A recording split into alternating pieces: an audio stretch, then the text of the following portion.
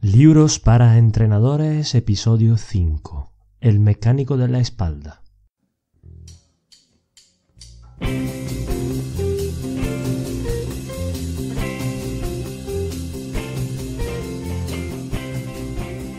Bienvenido al podcast Libros para entrenadores. Para mejorar como persona y como profesional hay que seguir aprendiendo día a día. Si te paras, estás perdido. Hoy en día el valor añadido de cualquier profesional o empresa es el conocimiento. Sin embargo, cada día hay más y más información relacionada con el mundo del entrenamiento y de la salud, y el problema principal hoy en día no es acceder a ella, sino saber filtrarla. Si me lo permites, me gustaría ayudarte a filtrar toda esa información y plasmártela en conocimiento aplicable en tu trabajo diario. Seguro que tú también habrás pensado, no tengo tiempo para leer, tengo que trabajar o tengo que entrenar, otra excusa de esta. Pero de verdad no tienes para leer 15 minutos todos los días, por ejemplo mientras desayuna, o merienda, o espera el autobús, o cuando vas en metro o en avión. Bueno, en esto también te puedo ayudar, siempre que quieras. Te resumiré en cada podcast los mejores libros sobre entrenamiento, redactación de lesiones y salud. Hola y bienvenido otra vez a todo el mundo en este nuevo episodio de Libros para Entrenadores. Hoy os traigo un libro diferente, un libro 100% práctico que podréis aplicar ya después de haber escuchado el podcast, aunque como siempre os aconsejo leer el libro entero. Podemos definirlo como un libro de autoayuda para personas con dolor de espalda. También puede servir como libro de acercamiento al método de McGill para después leer sus otras obras como son Low Back Disorder y Ultimate Back Fitness and Performance. Este, sin embargo, es el único libro de McGill traducido al español hasta el momento, así que quizá tendréis dificultad, aquello que no domináis el inglés, pues leer los otros libros que además son más densos y más científicos, podemos decir. En el verano del 2016 tuve el honor de asistir a un curso presencial de McGill en Roma, donde fundamentalmente explicó muchas de las cosas que podemos leer en sus libros y la mayoría de cosas están presentes en este último libro que, como ya os digo, es muy práctico y a nivel de usuario. McGill llega a escribir este libro, Stuart McGill, como me entendía el autor de este libro, llega a escribir este libro por la demanda al final de mucha gente que le pide de escribir un libro para las personas que tienen dolor de espalda, no tanto para los profesionales que trabajan con ello o para investigadores, sino para personas con dolor de espalda. Un libro de autoayuda, un libro que pueden utilizar para solventar sus problemas diarios. El libro empieza con algunas reflexiones interesantes que yo también he hecho en esos últimos años, que me dedico fundamentalmente a la redactación de deportistas y de personas que quieren volver a su vida diaria o a su deporte. Es que muchas veces nos encontramos con personas que vienen rebotadas de diferentes profesionales que dicen que su dolor o su problema, en este caso su dolor de espalda, no tiene solución o que tienen que vivir con ello. Y la única solución que le ofrecen, que no es una solución como bien entendéis, son calmantes, son pastillas o son operaciones. Alguno de vosotros seguramente se sentirá identificado con esto. Sin embargo, en la mayoría de casos luego le pregunta a McGill, y yo le pregunto a muchos de esos clientes si esos profesionales que le han dado esta respuesta o estas supuestas soluciones o curados paliativos, ¿cómo han llegado a esta conclusión? Si han realizado algún tipo de valoración, le han preguntado algo, han hecho entrevista o simplemente por observación, simplemente por pruebas de imágenes, ha llegado a esta conclusión. Y yo puedo asegurar, tanto en mi experiencia profesional, que es muy corta respecto a la de McGill, que ya lleva 30 años en esto, además de toda la investigación que tiene relacionada con ello, pues en la mayoría de los casos, estos profesionales no hacen valoraciones, pruebas físicas a las personas, pruebas de movimiento, ver cómo se mueve esta persona, ver qué es lo que puede hacer, ver lo que piensa, cómo se relaciona con el dolor. Y como hemos visto ya en el episodio 3 de Libros para entrenadores, cuando hablamos del libro explicando el dolor, hemos visto que tenemos que tener en cuenta muchos factores, lo biomecánico, lo neurofisiológico, lo psicológico y los sociales para entender por qué una persona le puede tener o no dolor. Y claro, si no llegamos a valorar, como también hemos visto en el primer podcast con el libro de David Joyce, si no llegamos a valorar, difícilmente podremos recuperar una persona y difícilmente podremos saber si su problema es recuperable o no. Así que partiendo de esta base, construiremos el resumen al libro de McGill, que como os digo es muy práctico. Ha sido bastante difícil resumirlo porque realmente ya está resumida todas sus ideas. Empezamos entonces por el capítulo 1. En este capítulo 1 McGill lo que quiere es romper un poco de mitos, un poco los mitos relacionados con el dolor de espalda, y uno de esos mitos que ya hemos comentado en el prefacio, que ya comenta el prefacio de ese libro, es que tratamos los pacientes como si fueran simplemente pruebas de imagen.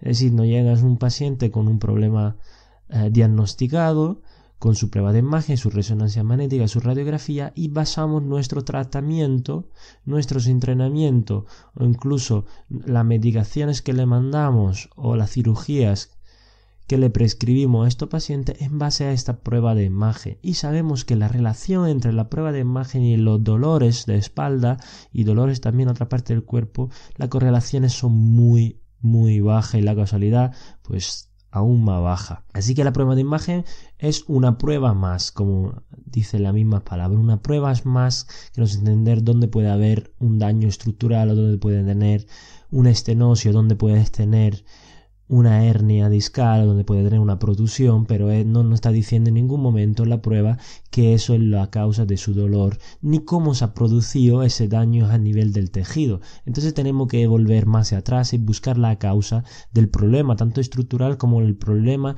de ese dolor. Y también tenemos que entender que el simple paso del tiempo no va a disminuir el dolor, sino en la mayoría de casos el paso del tiempo puede aumentar el dolor. Si nosotros ignoramos nuestro dolor, seguimos haciendo nuestras actividades de la misma forma, estamos sensibilizando nuestro sistema, como ya vimos en el libro de Explicando el Dolor. Y hay que romper, como también dice McGill en ese primer capítulo, esos bloqueos mentales y dar alternativas a la persona. Si una persona cree que por haber hecho ejercicio el día siguiente tiene dolor y la causa de su dolor el ejercicio mismo, y deja por eso de hacer ejercicio y empieza a pasar más tiempo sentado, a moverse en general menos, pues eso claramente es un bloqueo que hay que quitar de la cabeza, esas creencias, hay que eliminar esas creencias de esa persona.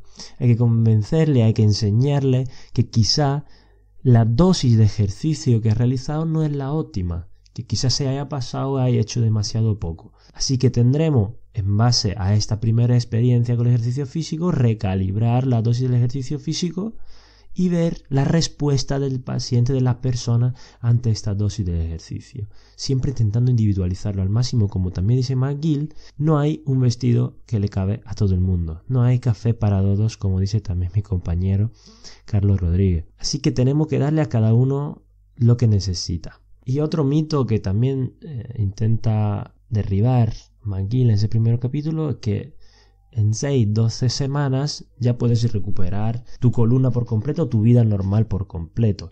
El tiempo, como ya vimos en un post que subí a mi web, no es una variable muy fiable en este caso, sino que tenemos que basarnos más en criterios de progresión, en pruebas.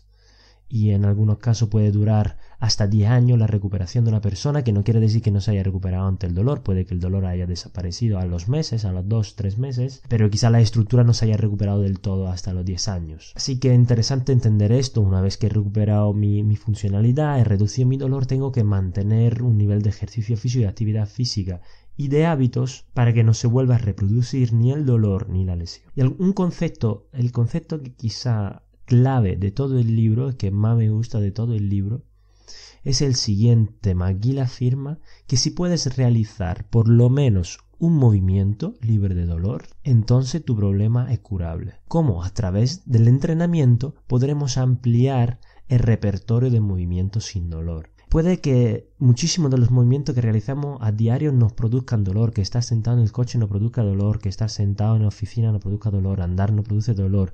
Muchísimo, la mayoría de nuestros movimientos pueden ser dolorosos, pero es muy probable y no he encontrado ninguna persona que no podía hacer por lo menos un movimiento sin dolor. Que no tiene por qué ser un movimiento específico de columna, pero quizá era el levantar un brazo, un flexionar un codo, o incluso andar o agacharse en algunos casos, extender la columna o rodar la columna en algunos casos pueden no ser dolorosos.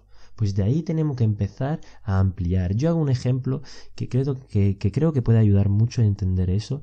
Tenemos que imaginar nuestra relación con el dolor como si estuviéramos andando en un pasillo a oscura, ¿vale? El pasillo está a oscura porque tenemos dolor. Y si podemos hacer un movimiento sin dolor, quiere decir que por lo menos hay una bombilla encendida en todo ese pasillo. Es decir, que un poco de luz sí que hay. No vemos bien, pero hay un poco de luz. ¿En qué consiste el entrenamiento? En ir encendiendo poco a poco más luces. En hacer el pasillo cada vez más nítido, más luminoso, para poder hacer los pasos más firmes con más rapidez. Pues lo mismo pasa cuando tenemos que recuperarnos de una situación dolorosa y que llevamos muchos años arrastrando. Me he desviado un poquito, volvemos al libro, volvemos al capítulo 2, donde habla un poco de lo básico, ¿no? De qué es la espalda y de qué el dolor. Aquí podéis encontrar los principios básicos sobre lo que rige todo su método McGill. Nos explica pues las diferentes funciones de las estructuras que conforman nuestra columna, los huesos, las articulaciones, los músculos, los nervios, el concepto de carga y relación con la postura. Dependiendo de la postura que podemos adoptar, podemos cargar más o menos nuestra columna, del concepto de stiffness para los músculos de la columna, esta rigidez que no permite mantener la estabilidad de la columna. En muchos casos quizá esa falta de estabilidad, esa inestabilidad de la columna puede estar provocando ese dolor, así que mejorando nuestra estabilidad, mejorando nuestra stiffness o super stiffness, como la define en el libro Ultimate Back Fitness and Performance McGill, podríamos mejorar nuestra sintomatología y nuestra funcionalidad. En ese capítulo también nos habla de los diferentes tipos de lesiones y fuerza que se pueden producir alrededor de la columna, lesiones como protrusiones discales, daño en la placa basal, espondilolistesis, ciática, estenosis, sensaciones irradiadas tanto del dermatoma como del miotoma, y diferentes fuerzas como puede ser la fuerza de compresión, cizallas, y esto nos servirá luego para entender ante diferentes lesiones, ante diferentes tipos de fuerza, puede ser cizallas, compresión, cómo actuar. Es muy probable que una fuerza me dé alivio mientras otra empeore mi dolor. Así que podemos jugar con esto para construir luego nuestro programa de recuperación de este dolor de espalda, de recuperación de esa persona con dolor de espalda. Un patrón de movimiento erróneo, una postura mantenida, cualquiera de esas dos cosas puede disparar o mantener en el tiempo la sensibilización que tiene nuestro cuerpo. ¿Qué quiere decir que estamos sensibilizados? Que normalmente un estímulo que no es doloroso o que me provoca muy poco dolor, cuando yo estoy sensibilizado pues me produce más dolor o me produce dolor. Ya vimos ese concepto en el libro de Explicando el Dolor. Otra cosa muy interesante, un poco la percepción que tenemos, el factor psicológico con lo que afrontamos nuestra lesión. Y McGill dice que es muy importante enfocarse más en la solución del problema que en el problema mismo. No enfocarnos tanto en tengo dolor 3 veces al día, 4 días, sino cómo puedo solucionar. ¿Qué puedo hacer para que la recuperación sea más productiva? Y el primer paso que ya anticipa McGill dentro de su método es evitar aquellos movimientos que pueden inducir dolor o reducirlo al máximo. Es decir, si te molesta estando sentado 8 horas, pues prueba a estar, en vez de 8 horas seguidas sentado, pues 8 horas, pero intervalando descansos y ejercicios que propondrá más adelante en el libro. En el capítulo 3 nos hace reflexionar mucho alrededor de la posibilidad o no de someternos a una operación de espalda si tenemos una operación de espalda si tenemos dolor. Y empieza con ese dado bastante impactante y dice que el 95% de las personas que tienen dolor de espalda, 95% de personas con dolor de espalda no necesitan cirugía. Así que si lo que nos está escuchando tenéis dolor de espalda, es muy probable que entréis en ese 95% y no es tan probable que entréis en ese 5%. Así que cuidado en someternos a operaciones sin haber probado otros tipos de tratamientos conservadores que se han demostrado ya bastante en eso. En ese libro no nos pone referencia, pero en otros sí podemos encontrar muchísimos artículos en la literatura. Se han encontrado muchísimos tratamientos conservadores más potentes, con mejor pronóstico y con mejores recuperaciones que la operación, como es el ejercicio físico. Así que cuidado a la hora de someternos a la operación. ¿Cuándo tiene sentido la operación? Bueno, sobre todo en traumatismo directo, como puede ser accidentes de tráfico, caídas, donde se ha producido una fractura de hueso, algún desgarro, donde se necesite alguna estructura externa, alguna ayuda externa para fijar nuestras estructuras, nuestro cuerpo, nuestros huesos, nuestros tendones. Si no, muy difícilmente podría servir de algo. Por ejemplo, si tenemos inestabilidad de columna, hacer una artrodesis, hacer una fijación de vértebra, porque lo único que estaremos produciendo luego es una artrosis más rápida de las vértebras que están por arriba y por abajo de esta fijación. Así que tanto McGill como en mi experiencia propia hemos encontrado dolores y problemas bastante más grandes en aquellas personas que habían sido operados que en aquella que no habían sido operados. La recuperación es mucho más sencilla y mucho más fácil si no ha estado operado. Y apuntarse a clases de yoga o recetar yoga, pilates o natación así en general, sin decir ni el cómo, ni el cuánto, ni qué ejercicios se pueden hacer, qué ejercicios se pueden evitar, podría ser más que una solución agravar el problema, echarle leña al fuego.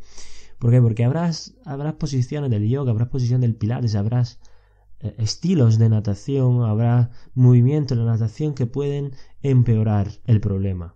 Habrá otros que le darán alivio. Entonces sí se pueden recetar estos tipos de entrenamiento, este tipo de actividad física bajo supervisión de un profesional que sepa valorar a esa persona y aconsejarle qué ejercicio de esta clase puede realizar y qué ejercicio no debería realizar. Vamos por el capítulo 4, donde habla de las reglas para la salud en la espalda. La vamos a enumerar, son 10. La primera, hacer actividades saludables. Segundo, mantener el equilibrio entre sueño, nutrición y ejercicio. 3. Evitar posturas y movimiento doloroso. 4. Tener cuidados con los tratamientos paliativos de larga duración, es decir, que si no están tratando todos los días, recupero una sesión pero vuelvo si estoy igual, tener cuidado. Siempre preferir tratamientos activos a tratamientos pasivos, aunque los tratamientos pasivos en algún momento de la recuperación pueden ser útiles, pero no tienen que ser la base de nuestro tratamiento. No todos los profesionales de la salud son competentes, así que cuidados también para el usuario, para el consumidor, elegir bien los profesionales de la salud, los profesionales del ejercicio que van a tratar o que van a ayudar a salir de este agujero negro.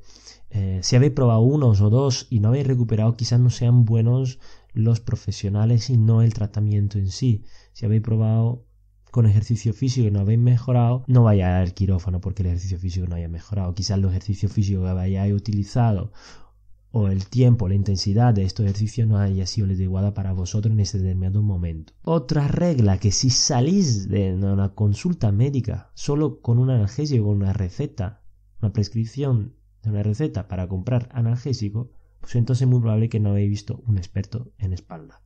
La solución no son los analgésicos, pueden servir en algún momento, en una fase muy aguda de dolor, pero no son claramente la solución. 8. Encontrar el equilibrio entre la fuerza, la resistencia, la movilidad y la rigidez. 9.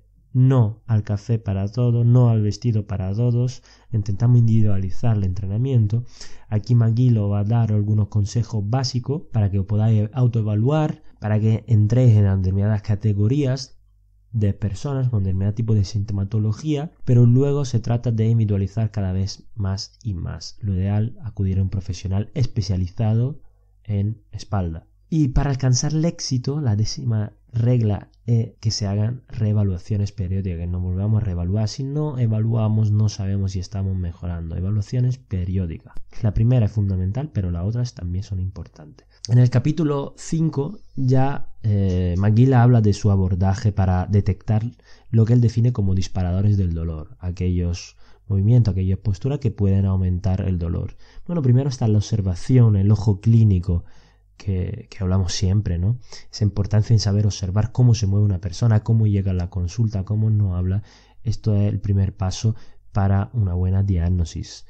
Luego, plantear hipótesis en base a la observación, en base a una entrevista inicial donde la persona nos cuenta los problemas, cuándo tiene dolor, por qué tiene dolor, en qué momento, si es agudo, si es constante, si no cambia, o cambies en base a los ejercicios, a la posición que utiliza. Luego unas pruebas físicas que veremos en el siguiente capítulo cuáles son.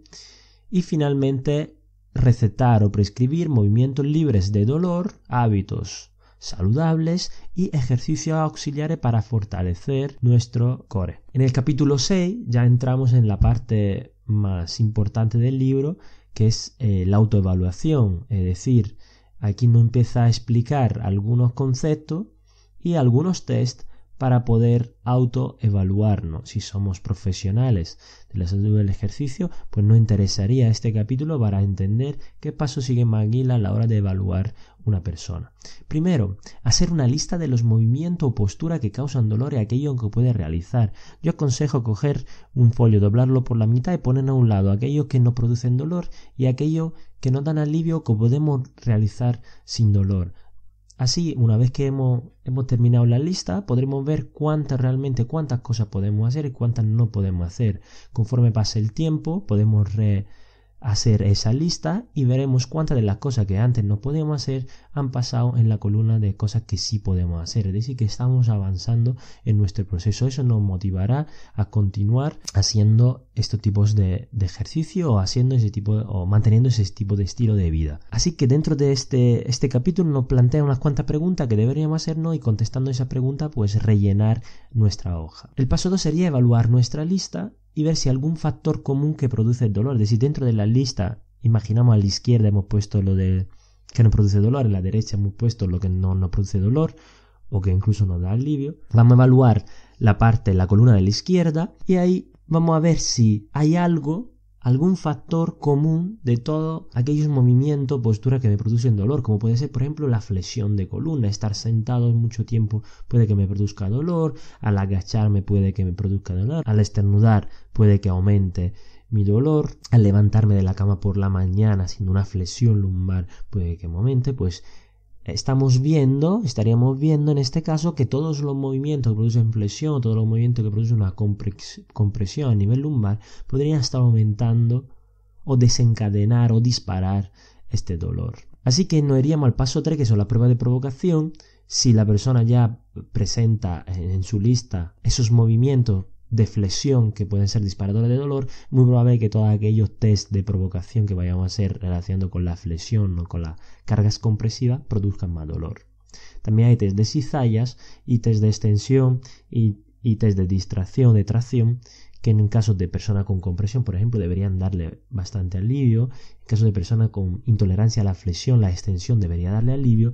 Entonces, al rellenar toda esa prueba ya tendríamos un cuadro general de esta persona. En el paso 4 nos dice de evaluar el tipo de personalidad que tiene esta persona. Nos presenta dos tipos de personalidad fundamentalmente. Un tipo perfeccionista, que el tipo A, que tiende siempre a pensar en su estado óptimo del cuerpo, el por qué no está bien, por qué no puede hacer determinado tipo de ejercicio. Y este tipo de cliente puedo decir que quizá en los clientes deportistas, en las personas deportistas, es más frecuente ese tipo de personalidad. El tipo B es justo lo contrario del tipo A, es decir, que si le prescribimos 8 repeticiones, pues va a intentar inventar una excusa para poder hacer 4, es decir, se va a intentar siempre escaquear de sus deberes y intentará hacer lo menos posible, mientras el otro hará más de lo posible. Es muy probable que el tipo A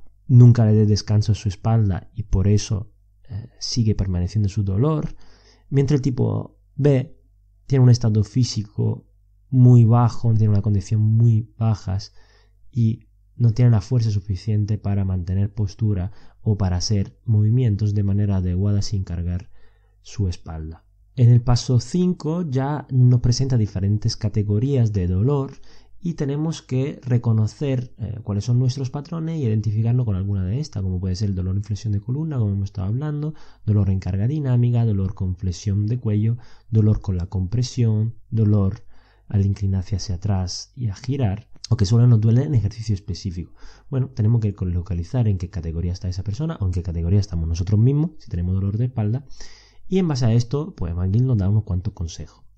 Paso 6, si las pruebas son inconcluyentes, pues lo aconsejable es acudir a un profesional especializado en dolor de espalda. Y recuerda una cosa, cuando vas a un profesional, busca siempre a alguien que te enseñe, que te explique las cosas, por qué tiene dolor, por qué pasan determinadas cosas, por qué se te ha producido una lesión, qué puedes hacer para recuperarla, qué pasos seguirás para poder recuperarla, y que poco a poco te haga autodidacta, que te permita, que te dé la herramienta, que te enseñe a utilizarla y que luego sigas tú por tu camino y sigas utilizándola por tu cuenta, que no sea dependiente de él, que no sea dependiente del profesional.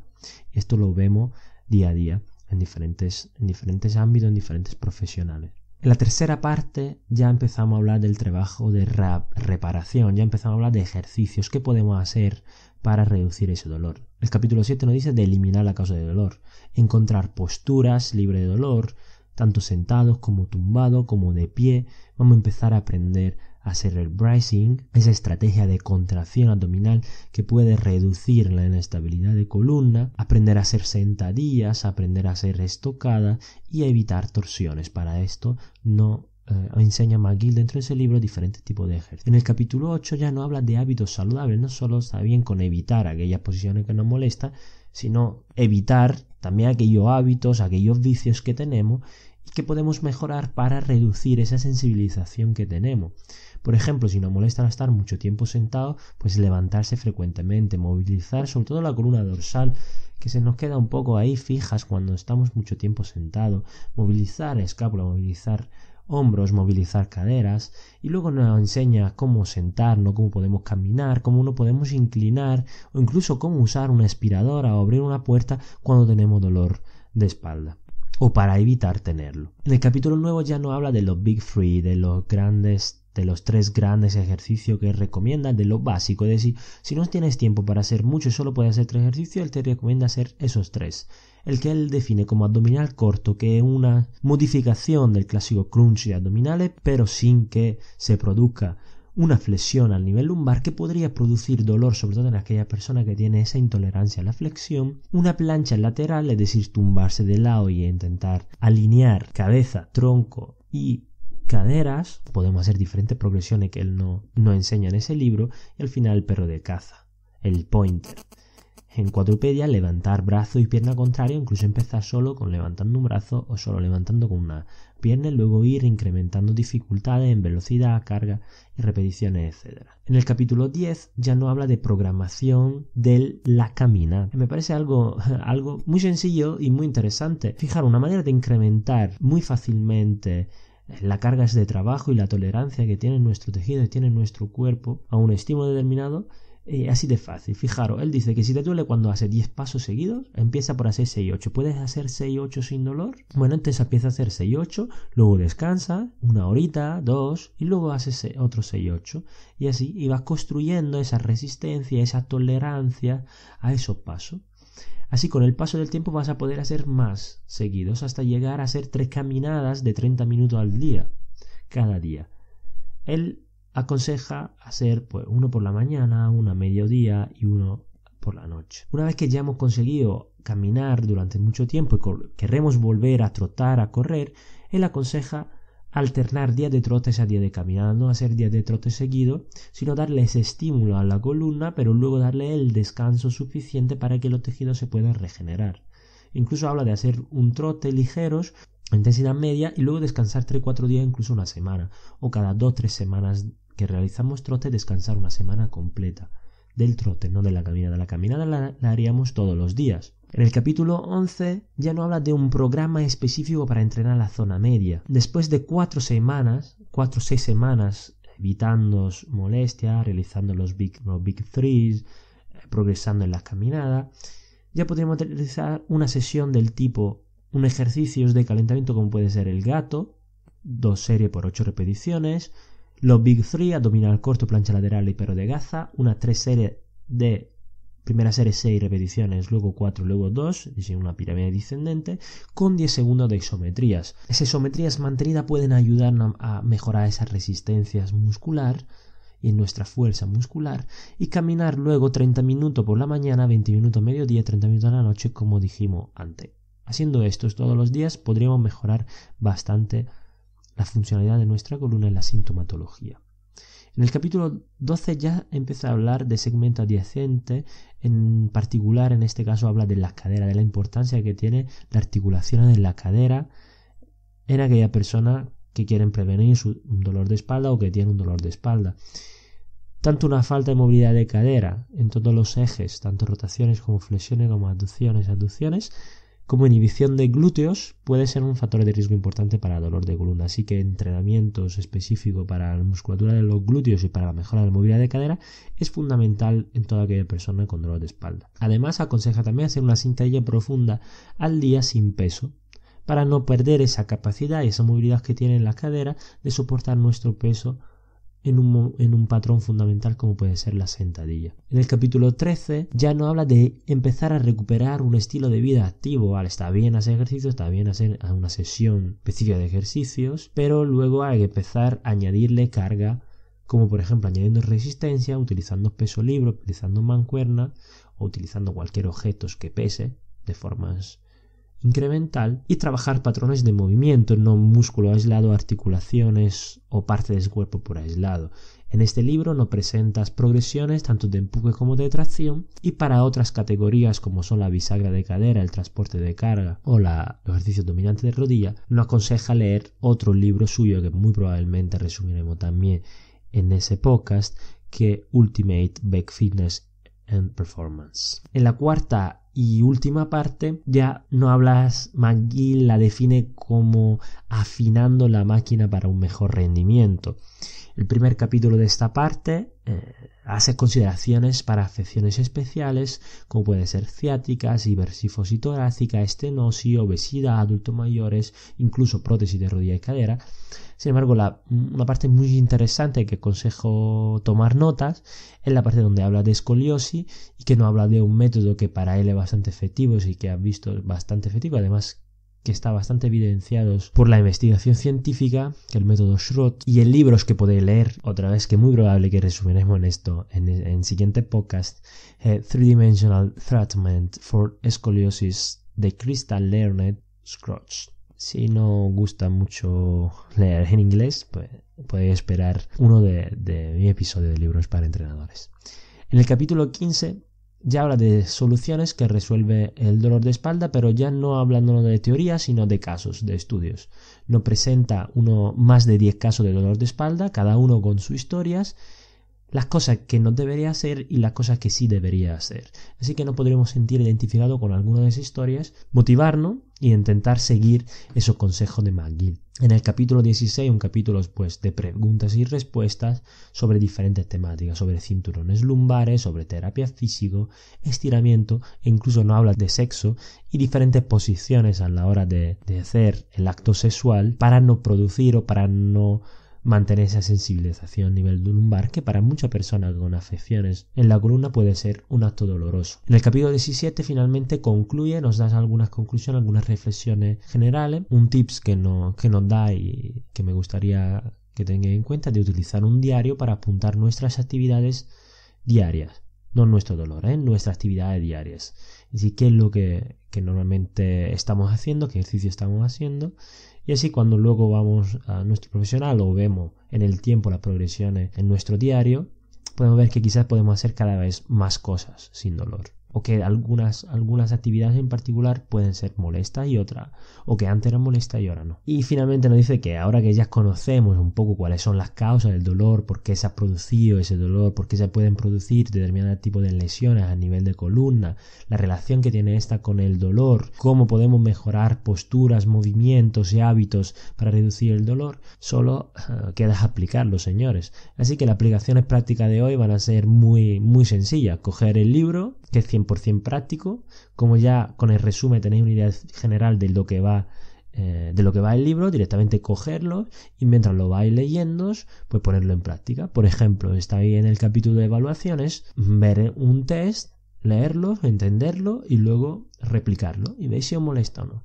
Pues lo mismo podéis hacer si sois profesional, estáis practicando, coger un ayudante, vuestro colaborador, vuestro compañero de trabajo e ir probando y aprendiendo esos diferentes tests o esos diferentes ejercicios que propone McGill. Incluso vivenciarlo, es fundamental vivenciar para poder enseñar. Y con esto terminamos, así que si os ha gustado, otra vez os invito a comentar. Son muy importantes vuestros comentarios para mí, porque me hacen entender que estoy llegando a vosotros, que estoy llegando a gente, que este tiempo que invierto en resumir esos libros sirven sirven de algo y no están ahí en la red para nadie. Y sobre todo, si creéis que este podcast sobre dolor de espalda puede servir a algunos amigos que tenéis que tienen dolor de espalda, o algunos profesionales que trabajan con personas con dolor de espalda, pues compartirlos. Además, podéis acceder al grupo cerrado de Facebook Libros para Entrenadores, enviar la solicitud, lo aceptaré con mucha ilusión.